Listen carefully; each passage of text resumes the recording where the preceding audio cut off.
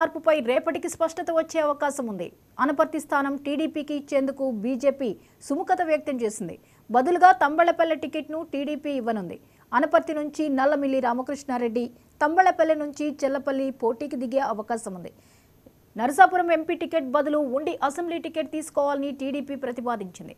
Narasapuram MP అభ్యర్థిగా రఘురామకృష్ణంరాజును బరిలోకి దించే యోచనలో ఉన్నారు చంద్రబాబు. శ్రీనివాస వర్మను ఉండి అసెంబ్లీ స్థానం నుంచి పోటీ చేయించనున్నారు.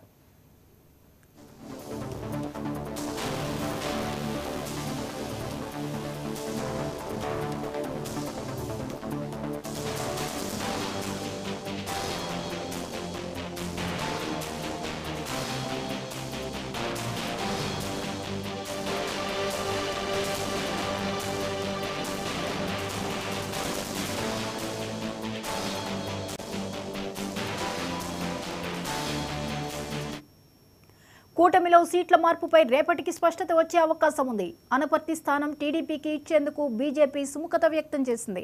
బదులుగా తంబళ్లపల్లె టికెట్ను టీడీపీ ఇవ్వనుంది. అనపర్తి నుంచి నల్లమిల్లి రామకృష్ణారెడ్డి, తంబళ్లపల్లె నుంచి చెల్లపల్లి పోటీకి దిగే అవకాశం ఉంది. నరసాపురం ఎంపీ టికెట్ బదులు ఉండి అసెంబ్లీ టికెట్ తీసుకోవాలని టీడీపీ ప్రతిపాదించింది. నరసాపురం ఎంపీ అభ్యర్థిగా రఘురామకృష్ణంరాజును బరిలోకి దించే యోచనలో ఉన్నారు చంద్రబాబు. శ్రీనివాస వర్మను ఉండి అసెంబ్లీ స్థానం నుంచి పోటీ చేయించనున్నారు. ఈ అంశంపై మరిన్ని వివరాలని రీజనల్ కోఆర్డినేటర్ అనిల్ అందిస్తారు. అనిల్, చెప్పండి, ఈ సీట్ల మార్పిడి అనేది రేపటికి స్పష్టత వస్తుంది అని చెప్పేసి కూటమి నుంచి మనకి సమాచారాలు అందుతున్నాయి.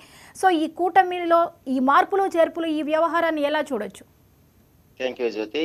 ఏదైతే కూటమిలో సీట్ల మార్పుపై నిన్న ఏదైతే ఉండవల్లిలోని మాజీ సీఎం చంద్రబాబు నివాసంలో ఉమ్మడి ఏదైతే అధ్యక్షుడు పవన్ కళ్యాణ్ గాని, పురంధేశ్వరి గాని, చంద్రబాబు పూర్తి స్థాయిలో చర్చ జరిపారు. అయితే కూటమిలో కొన్ని సీట్లు మార్పులపై కూడా ప్రత్యేకంగా చర్చించినట్లుగా మనకి తెలుస్తున్న సమాచారం.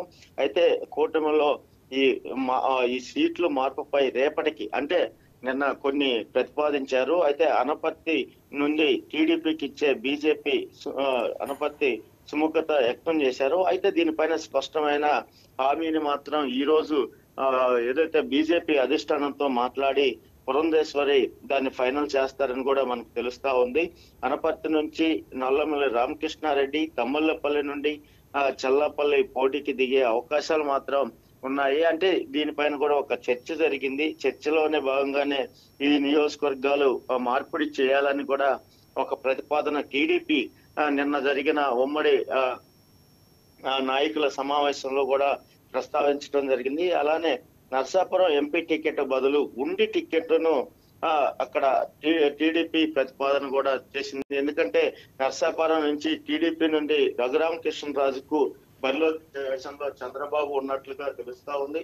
శ్రీనివాస వర్మను ఉండి నుండి పోటీ చేసే విధంగా కూడా ఈ చర్చలో జరిగినట్టుగా మనకు తెలుస్తుంది. ప్రధానంగా కూటమిలో కొన్ని సీట్లు మార్పులు రేపటికి స్పష్టత వచ్చే అవకాశాలు ఉన్నాయి. ఎందుకంటే నిన్న జరిగిన సమావేశంలో ముఖ్యాంశాలన్నీ కూడా ఇప్పటికే పురంధేశ్వరి బీజేపీ అధిష్టానంతో చర్చిస్తున్నట్లుగా తెలుస్తుంది. ఎందుకంటే ఈ నర్సాపురం గాని, అనపర్తి గాని,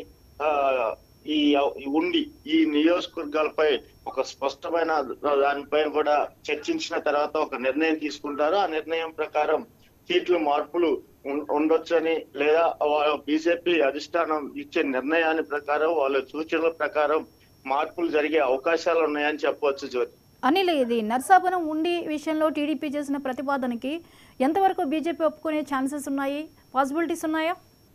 అంటే నర్సాపురం ఖచ్చితంగా, ఎందుకంటే ఏదైతే బీజేపీ ఉందో బీజేపీకి పార్లమెంటు స్థానం ఇంపార్టెంట్. ఎందుకంటే కేంద్రంలో రేపు పార్లమెంటు అభ్యర్థులు అధికంగా ఉండాలన్నదే వాళ్ళ ఆలోచన. అందుకే ఇక్కడ ఏపీలో కూడా 6 పార్లమెంటు స్థానాలు కూడా తీసుకోవడం జరిగింది. అంటే నర్సాపురం ఎంపీ స్థానాన్ని వదులుకొని ఉండి అసెంబ్లీ స్థానానికి పోటీ చేస్తారా లేదా అన్నది కూడా ఇంకా స్పష్టత రావాలి. ఎందుకంటే బీజేపీ ముఖ్యంగా ఆంధ్రప్రదేశ్ లో పార్లమెంటు నియోజకవర్గాలపైనే దృష్టి పెట్టిందని చెప్పుకోవచ్చు. నర్సాపురం వదులుకుంటారా లేదన్నది కూడా రేపటికి స్పష్టమయ్యే అవకాశాలు మాత్రం ఉన్నాయి Jyothi. Right, thank you Anil.